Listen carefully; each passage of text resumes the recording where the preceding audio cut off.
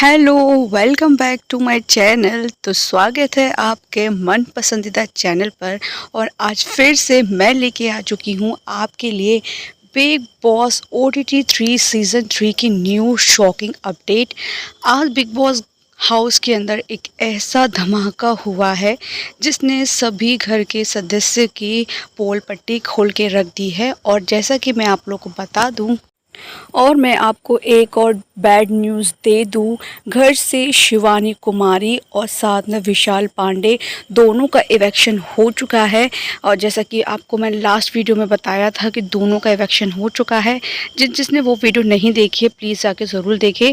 और जो मेरे चैनल पर न्यू हैं चैनल को सब्सक्राइब कर लें, वीडियो को लाइक कर दें, जितना हो सके वीडियो को शेयर करें एंड वीडियो को फुल वॉच ज़रूर करना, क्योंकि लास्ट में मैं आपको बिग बॉस OTT सीज़न 3 के घर के हर मेंबर की अपडेट देने वाली हूँ कि आज क्या ऐसा शॉकिंग हुआ जिससे सभी घर के बचे खुचे सदस्यों की पूरी पोल पट्टी खुल गई। तो वैसे तो मैं आप लोगों को पहले एक चीज़ बता दूं कि शिवानी कुमारी और विशाल पांडे का जो इलेक्शन था वो अनफेयर हुआ है बिग बॉस में, बहुत गलत हुआ है उनके साथ। तो उस वीडियो को देखने के लिए आप चैनल पर जाइए, उस वीडियो को देखिए, उसमें आपको सब न्यूज़ मिल जाएगी कि किस तरीके से दोनों का इलेक्शन हुआ था और किस तरीके से दोनों के साथ अनफेयर हुआ है। अब चलते हैं हम आगे की तरफ। तो अभी हो रहा है बिग बॉस हाउस में मॉर्निंग का टाइम और यहाँ पे सभी झूमते झामते उठ चुके हैं। और गाना आज सुबह सुबह बहुत ही ज़्यादा मज़ेदार बना था। और यहाँ पे जो रणवीर जी हैं वो बैठे हुए हैं और यहाँ अरमान मलिक से बोलते हैं कि सुबह सुबह आज जो मैंने गाना सुना उसकी टिंग टिंग टिंग टिंग जो आवाज़ हुई ना, तो मेरे मुंह पे स्माइल सी आ गई, बहुत खुशी हुई। आज ये गाना जो बजा मुझे बहुत ज़्यादा पसंद है। तो काफ़ी दिनों के बाद मेरा मन पसंदीदा गाना जो बिग बॉस में बजा था तो आज मैं झूम गया सुबह सुबह। और यहाँ पे सब लोग उठ चुके हैं, घर के सभी मेंबर उठ चुके हैं। और यहाँ पे जो लव कटारियाँ हैं वो काफ़ी ज़्यादा सैड है, क्योंकि उनके जो 2 दोस्त थे विशाल पांडे और शिवानी कुमारी वो घर से इवेक्ट हो चुकी हैं। उस वजह से वो नेक्स्ट डे लास्ट डे पहले बहुत ज़्यादा रोए थे, बहुत ज़्यादा इमोशनल थे, बहुत रोए थे, इतना हमने उनको कभी रोते हुए नहीं देखा है। उसके बाद यहाँ पे रणवीर जी गार्डन एरिया में खड़े हुए हैं और यहाँ पे लेज़ी भाई की कोई बातें चल रही हैं। तो यहाँ पे लेज़ी भाई के बारे में रणवीर जी बताते हैं अरमान मलिक और कृतिका मलिक को कि लेज़ी भाई की एक प्रॉब्लम है। मतलब एक तो वो सोते सोते चलता रहता है, सोता रहता है ऑल टाइम, कोई काम ही नहीं है उसमें। सुबह सुबह उठ के खाना खाना खाना, सुबह सुबह उठ के उसको खाना इतना भूख लगती है कि सुबह सुबह वो खाने के लिए भिड़ जाता है। और उसकी एक गंदी हैबिट है कि जो प्रोटीन होता है उसको वो लेता है स्पून से और सीधे मुंह में गप कर लेता है। मैंने उसको कई बार बोला है कि पानी के साथ या दूध के साथ ले लो, लेकिन वो मुझसे बोलता है कि मैं ऐसा ही खाता हूँ भाई। तो मैंने उससे बोलना ही छोड़ दिया। तो मैं दावे के साथ कहता हूँ रणवीर जी के ये शब्द थे अरमान मलिक कृतिका मलिक के सामने लेज़ी के लिए। तो रणवीर शौर्य के ये वर्ड थे अरमान मलिक और कृतिका मलिक के सामने लेज़ी के लिए कि देख ना, मेरे को ब्लैंक पेपर पे लिखवा के ले लो कि जिस तरीके से प्रोटीन खाता है इसका जो लीवर, जो इसकी किडनी होंगी वो आधी से ज़्यादा डैमेज हो गई होंगी, क्योंकि ये जो प्रोटीन होता है बहुत ज़्यादा स्ट्रॉन्ग होता है जिसको दूध और पानी के साथ लेना चाहिए, बट ये ऐसे ही खाता तो इससे डैमेज हो जाएंगी। उसके बाद होता है यहाँ पे मॉर्निंग का टाइम और यहाँ सभी का योगा सेशन वगैरह चल रहा रहता है। यहाँ लेज़ी भाई वही अपने सोते हुए और घिसे पिटे रैप सुनाते रहते हैं सना मकबूल को। और उसके बाद यहाँ पे रणवीर जी गार्डन एरिया में घूम रहे होते हैं। यहाँ पे लव कटारिया बैठे होते हैं अकेले उस जगह पे जहाँ उनके दोनों शिवानी कुमारी और विशाल पांडे जैसे बेस्ट फ्रेंड बैठा करते थे, तो उनकी यादों में वह उसी जगह पे बैठे हुए हैं। तो यहाँ रणवीर जी बोलते हैं लव कटारिया को, याद आ रही है क्या वैशाली को याद कर रहे हो क्या? तो यहाँ लव कटारिया बोलते हैं हाँ, मुझे वैशाली की और शिवानी की दोनों को बहुत ज़्यादा याद आ रही है, मैं दोनों को बहुत मिस कर रहा हूँ, क्योंकि ये दोनों चेयर उन्हीं की थी और वो दोनों ऐसे ही यहाँ बैठा करते थे। हम लोग सुबह सुबह शाम को पूरे दिन हम लोग यहाँ बैठ बैठ के अपनी सभी बातें करते थे, हंसी मजाक करते थे। उसके बाद ये रणवीर जी बोलते हैं कि मैं शिवानी को बहुत ज़्यादा मिस कर रहा हूँ, मतलब स्पेशली फॉर शिवानी की आवाज़ को मैं बहुत ज़्यादा मिस कर रहा हूँ।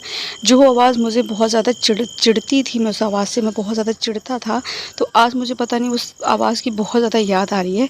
तो लव कटारिया यहाँ पर शिवानी की आवाज़ निकालते हैं और रणवीर जी शिवानी की आवाज़ निकालते हैं। और यहाँ लव कटारिया बोलते हैं कि वो बोलती थी हमें जिम नहीं कराओगे क्या, और हम नहीं करा रहे तो हम तो पूल में जा रहे हैं नहाने के लिए।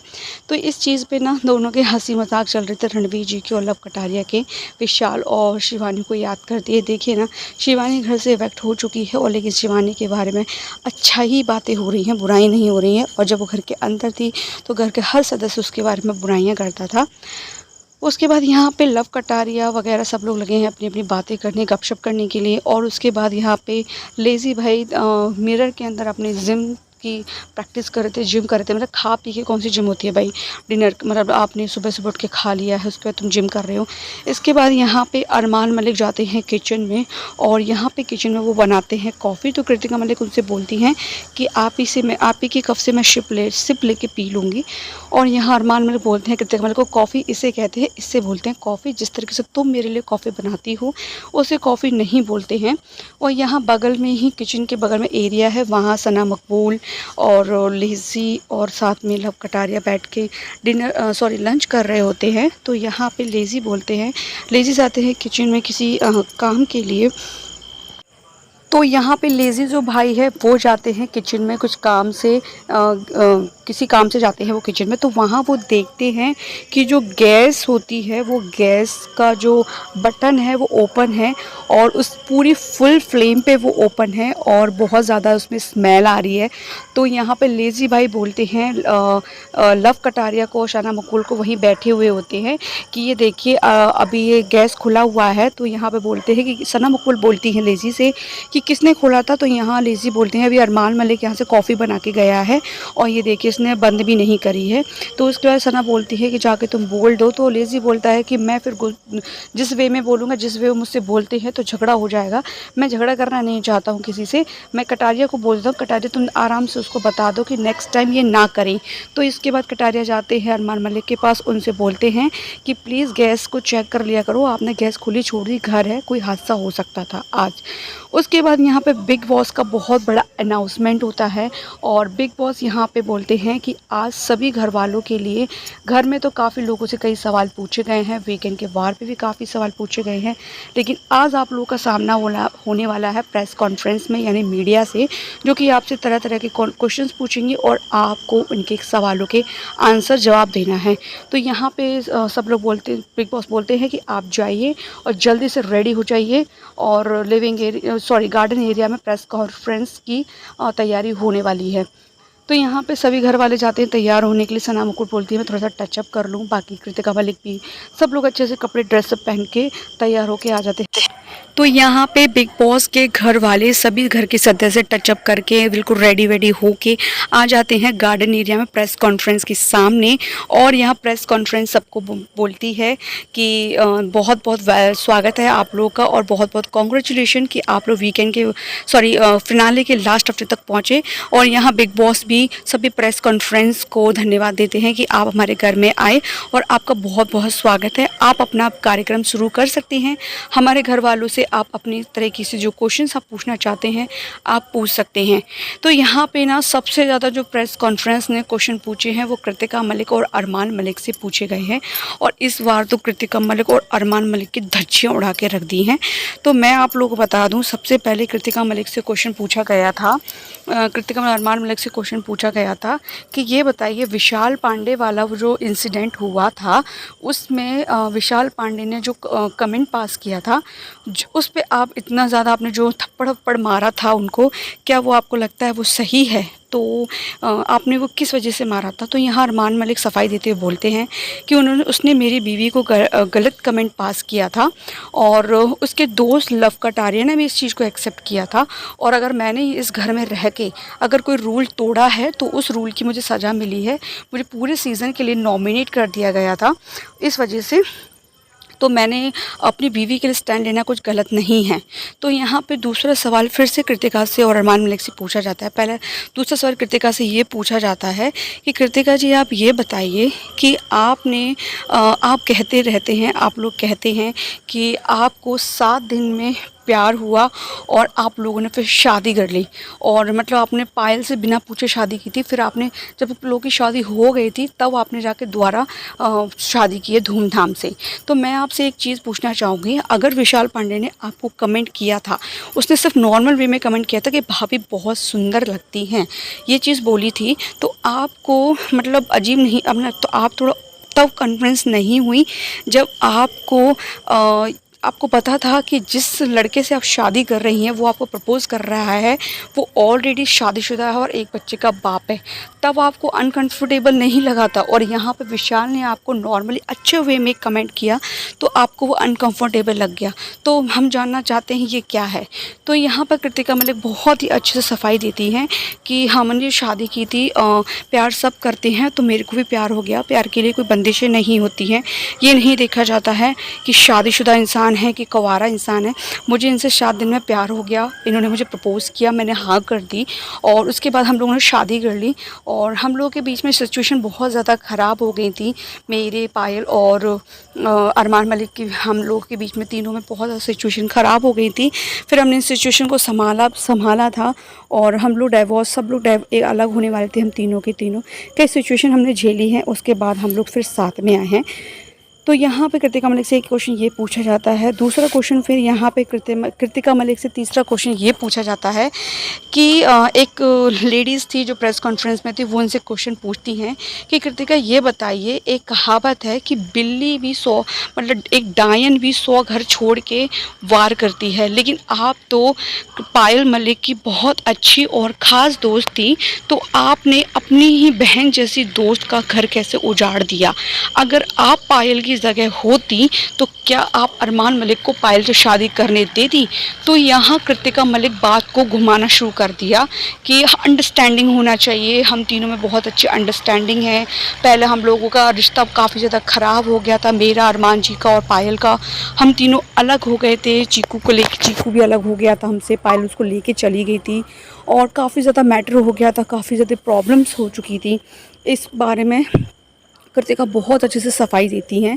तो यहाँ पे प्रेस कॉन्फ्रेंस में वो लड़की जिसने ये क्वेश्चन पूछा था, वो बोलती है कृतिका आप हमें सही सही सीधा सीधा जवाब दीजिए, हम सिर्फ ये पूछ रहे हैं अगर आप पायल की जगह होती तो क्या आप अगर आप क्या आप पायल को बर्दाश्त करती अगर आप कृतिका पहली बीवी होती तो यहाँ कृतिका बड़ी कॉन्फिडेंस बोलती हाँ मैं तो कर लेती, मेरे को कोई प्रॉब्लम नहीं होती, बस हम लोग अंडरस्टैंडिंग अच्छे से बिठा लेते।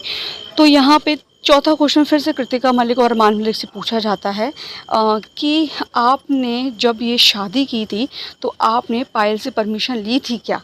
तो इन लोगों का कहना था हाँ, तो बोलते झूठ।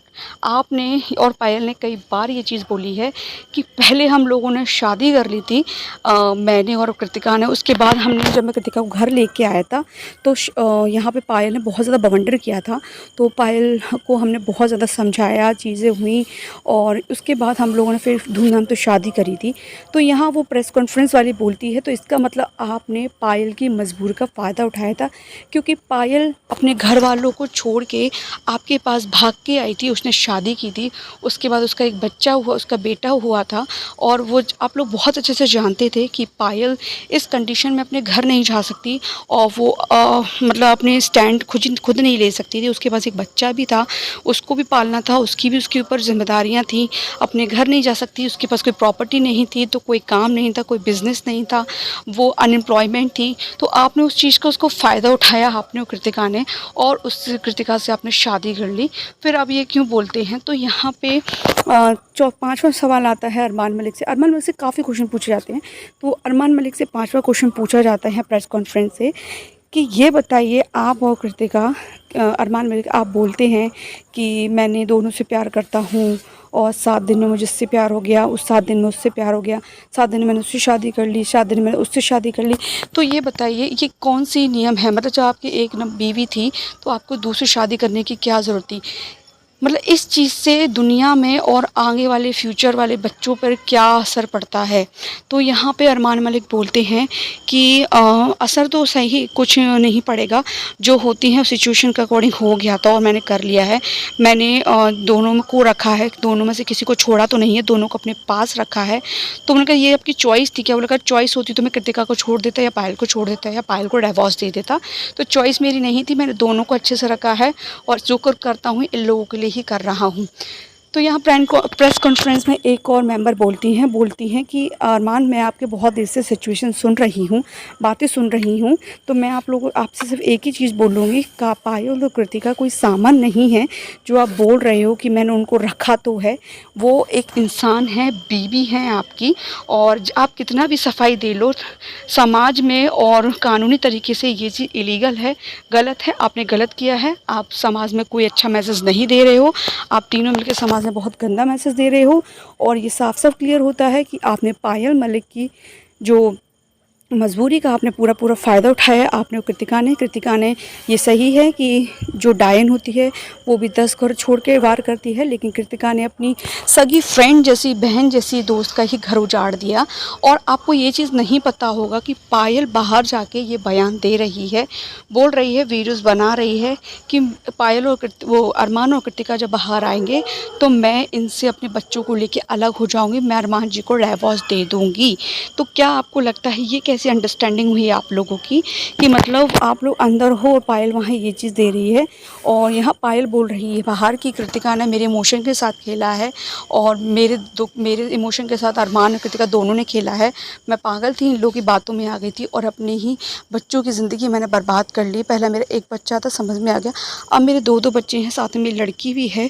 तो कल को मेरी लड़की बड़ी होगी, मेरे लड़के बड़े होंगे तो उनको क्या जवाब दूँगी, क्या मैसेज रहेगा उनके लिए, इसलिए मैं अपने बच्चों को लेके अलग हो जाऊंगी। तो ये अरमान मलिक बोलते हैं हो सकता है पायल बाहर की जो सिचुएशंस हो रही होंगी उस वजह से पायल अनस्टेबल हो गई होगी, बट कोई बात नहीं है, जब हम बाहर निकलेंगे तो पायल के भी बयान चेंज हो चुके होंगे और हम तीनों आप लोग को साथ में देखेंगे और हम लोग की अंडरस्टैंडिंग भी बहुत अच्छी दिखेगी। उसके बाद यहाँ पे कृतिका मलिक से और अरमान से एक सवाल और पूछा जाता है कि आप जो विशाल पांडे था आप उसको वैशाली बोलते हो, वैशाली बोला है और आपने कई बार बोला है कि इसके लिए बिंदी ले आओ, बिग बॉस चूड़ी भिजवा दो। तो ये क्या मतलब था? मतलब आप इस तरह से उसको एक गाली की तरह यूज़ कर रहे हो। आपके घर में एक लड़की है, दो बीवियाँ हैं, वो भी ये श्रृंगार करती हैं, तो आपको क्या लगता है चूड़ी पहनना, बिंदी लगाना एक तरह से नेगेटिव चीज़ें हैं, मतलब एक गाली है जिस वजह से आप इस्तेमाल करते हो विशाल के ऊपर उसको वैशाली बुलाते हो बड़े बड़े बालों की वजह से। तो यहाँ अरमान मलिक इस पर भी काफ़ी ज़्यादा सफाई और टिप्पणियाँ देते हैं। उसके बाद यहाँ पे अरमान मलिक से एक क्वेश्चन और पूछा जाता है। तो यहाँ अरमान मलिक से क्वेश्चन अब पूछा जाता है कि आप घर में ये बातें करते रहते हो कि सना मकबूल और विशाल जैसे तो मैं नौकर अपने घर में रख लूँगा, बाहर जाके मैं ऐसे नौकर रख सकता हूँ। तो अगर आप इतने पैसे वाले हैं और आपको अपने पैसे पर इतना ही ज़्यादा गुरूर है, घमंड है, तो आप इस बिग बॉस हाउस में क्यों आए हैं? तो यहाँ पे अरमान मलिक बोलते हैं कि मैं यहाँ पैसे के लिए नहीं आया हूँ, यहाँ मैं रिश्ते बनाने आया था। तो यहाँ बोलते हैं कि आपने भी ये कमेंट पास करती सुना है, जिस तरह सना मकबूल बोलती मैं डिप्रेशन में चली जाऊँगी, तो आपने भी तो बोला है कि मैं कोमा में चले जाऊँगा। तो बोले मैंने मजाक में, ये मजाक नहीं होता, हो सकता है सना ने भी मजाक किया हो, तो आप उसकी बातों को बड़ी कर देते हो और आपकी ही चट आपकी ही पिट, तो क्या ही मतलब है? मतलब कहीं ना कहीं आप अगर लिख के भी ले लो, अगर आप यहाँ के शो के विनर बनते हो तो ये बहुत गलत मैसेज जाएगा पूरे समाज में, और आपके लिए तो जाएगा ही जाएगा, हमारे लिए सबके लिए बहुत गलत मैसेज आएगा कि ऐसा आदमी विनर बना है जो ऑलरेडी किसी की रिस्पेक्ट नहीं करता है और उसने सामाजिक और कानूनी रूल तोड़ के बैठा हुआ है। आपके ऊपर कई सारे आरोप भी लगे हैं बाहर कि आपने एक 11 साल की लड़की के साथ बलात्कार किया है, विद प्रूफ है, रिपोर्ट्स हैं। तो इन चीज़ों को आप क्या कहना चाहोगे? तो अरमान मलिक इस चीज़ पे चुप रह गए और उन्होंने इस चीज़ पे कोई कमेंट नहीं किया। उसके बाद आती है सना मकबूल की बारी। तो सना मकबूल से भी काफ़ी सारे क्वेश्चन पूछती है प्रेस कॉन्फ्रेंस, और सना मकबूल से बोलती हैं कि आप हमेशा कहते रहती हो, आप स्टार्टिंग में बोला था शिवानी को भी सबको कि लड़की ही आगे जानी चाहिए, लड़की विनर जानी होनी चाहिए। तो जब शिवानी ने आपका साथ दिया लड़की होकर, उसने सोचा कि लड़की को विनर बनना चाहिए, तो जब शिवानी को आप उसकी सबसे ज़्यादा ज़रूरत थी। और आप ये भी जानती हैं कि आपके वोटिंग की वजह से शिवानी इस घर से बाहर है, बेघर है। उसने आपका हर मोड़ पे साथ दिया। उस गेम में, वो रनिंग वाला गेम था, उसमें चीटिंग करके आपको विनर बनाया था, फिर भी आपने उसका साथ नहीं दिया और आपने वो ही बात एक तरह से चुगली करके आपने कृतिका को बता दी। शिवानी ने आपके फेवर में वो लिया था और आपने उसके साथ बहुत ज़्यादा गलत किया है। आपको ये चीज़ लग रही है कि आपने सही किया है, आपको अपना ईगो और एटीट्यूड के आगे कुछ नहीं दिख रहा है कि आप सही हो, आप ही सही कर रही हो, आप ही विनर होना चाहिए। अगर लड़की विनर तो आप ही लड़की विनर क्यों नहीं, शिवानी क्यों नहीं थी? और हमारी नज़र में वैसे विनर शिवानी ही डिज़र्व करती है, क्योंकि शिवानी यहाँ दिल से खेल के गई है, दिमाग से नहीं। उसने हर किसी से बहुत अच्छा रिश्ता, बॉन्डिंग बनाई थी, बट यहाँ उसकी भाषा की वजह से, कम पढ़ाई की वजह से उसको बहुत ज़्यादा ट्रोल किया गया है, बहुत ज़्यादा उसको अनरिस्पेक्टेबल बोला गया, अनकंडीशनेबल उसको शब्द बोले गए हैं, काफ़ी चीज़ें बोली गई हैं उसको, जो कि हमें भी अच्छी नहीं लगी। लेकिन सना मुकुल, हम आपसे बहुत ज़्यादा अपसेट हैं कि आप लड़की लड़की कह के आपने एक लड़की का साथ नहीं दिया, जो एक छोटे से गाँव से एक उम्मीद के साथ आई थी और आपने उसकी उम्मीद तोड़ दी थी। तो यहाँ लेज़ी भाई से भी सवाल पूछा जाता है कि लेज़ी भाई आप ये बताइए, तो यहाँ पे एक मेंबर थे प्रेस कॉन्फ्रेंस में, वो लेज़ी भाई से पूछते हैं कि लेज़ी भाई आप हमें ये बताइए कि आपका खुद का कोई मुद्दा नहीं होता है, कोई बात नहीं होती है, आप मतलब आप यहाँ तक लास्ट वीक तक पहुँच चुके हैं, फ़िनाले के लास्ट वीक तक पहुँच चुके हैं, और मतलब फ़िनाले के लास्ट वीक तक आप पहुँच चुके हो, सिर्फ सोते सोते, खाते खाते और हाँ हाँ करते करते आप यहाँ तक पहुँच चुके हो।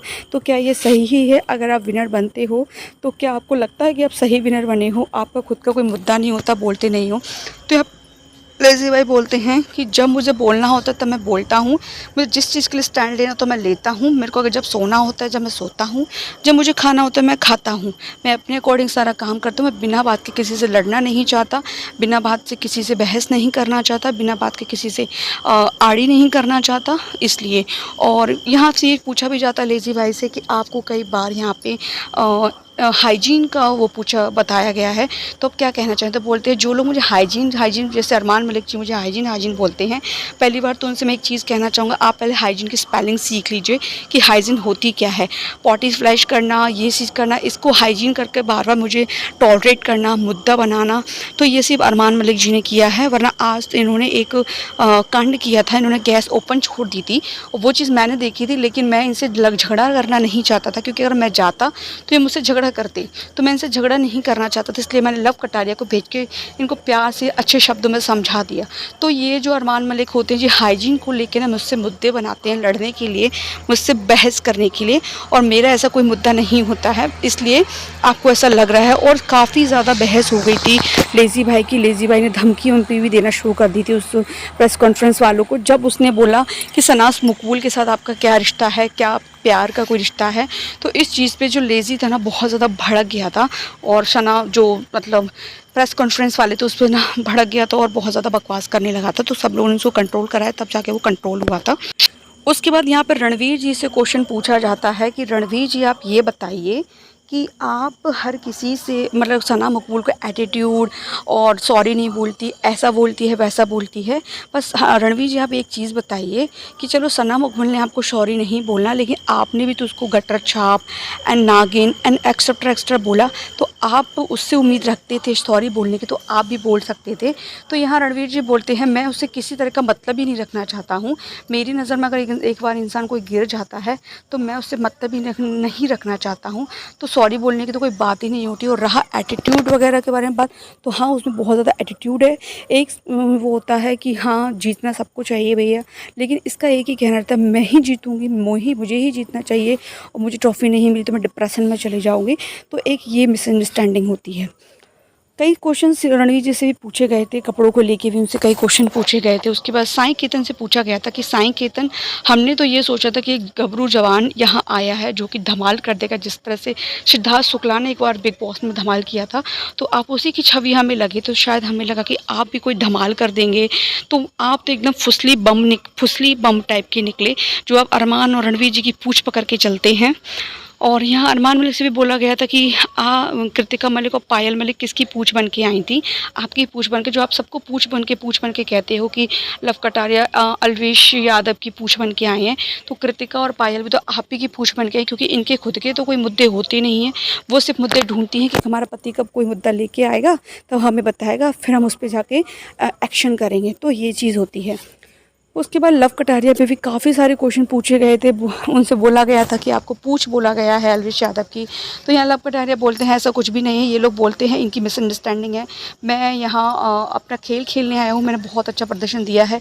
अगर मैं चला भी जाता हूँ, मुझे ट्रॉफ़ी नहीं मिलती है, मुझे इस चीज़ की खुशी है कि मैंने यहाँ सबसे मेन तो एक बहन और एक भाई जैसा दोस्त बनाया है। और इस चीज़ का मुझे कोई गम नहीं है कि मैं यहाँ से अगर चला भी जाता हूँ, जब भी जाऊँ तो मुझे कोई मलाल और कोई दुख नहीं रहेगा। तो इस टाइप के बहुत सारे क्वेश्चन साइंस से, लेजी से, सना से और रणवीर जी से, कृतिका से, अरमान से पूछे गए थे। तो यहाँ पे काफ़ी सारे क्वेश्चन पूछे गए थे। उसके बाद कई लोग, मतलब स्पेशली फॉर अरमान और कृतिका की, तो वाट लगा के रख दी, जिसके बाद अरमान और कृतिका रात में बहुत ज़्यादा रोने लगे थे। और ये थी आज की न्यू अपडेट मीडिया सेक्शन की। तो फिर मिलते हैं हम लोग कल एक न्यू अपडेट के साथ, तो वीडियो में बनी रहिएगा। फिर मिलते हैं कल, तब तक के लिए बाय बाय।